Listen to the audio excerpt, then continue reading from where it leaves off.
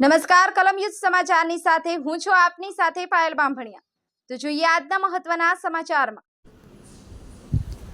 સુખસરમાં કાળાબજારી કરતા સરકારી અનાજનો જથ્થો ઝડપાતા ખળભળાટ।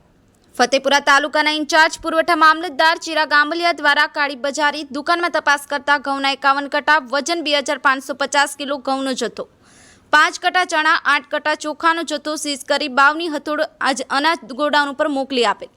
રાજ્ય સરકાર લાખો ગરીબોને મફત સરકારી અનાજ પૂરું પાડે છે, ત્યારે કાળાબજારીઓ ગરીબોના મોંમાં આવેલું કૂડિયો છીનવી લઈ આ સરકારી અનાજ બારોબાર સગે વગે કરતા હોવાના કિસ્સાઓ અનેક વખત પ્રકાશમાં આવતા હોય છે।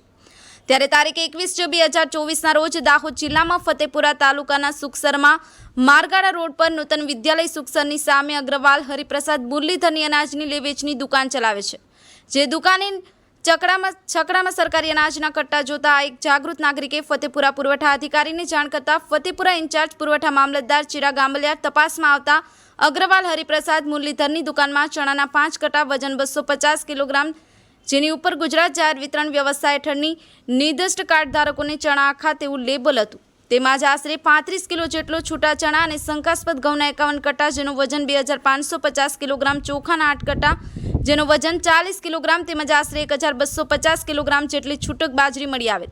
ફતેપુરા ઇન્ચાર્જ પુરવઠા મામલતદાર ચિરાગ આંબલિયા મળી આવેલ ચણા, ઘઉં, ચોખા અને બાજરીના જથ્થા સેમ્પલો લેવામાં આવ્યા હતા અને આ તમામ સેમ્પલો દાહોદ જિલ્લા કલેક્ટર કચેરીમાં એફીસીએલમાં મોકલી આપવામાં આવ્યા હતા। બ્યુરો રિપોર્ટ, કલમયુદ્ધ સમાચાર, રમેશ સત્યની સાથે।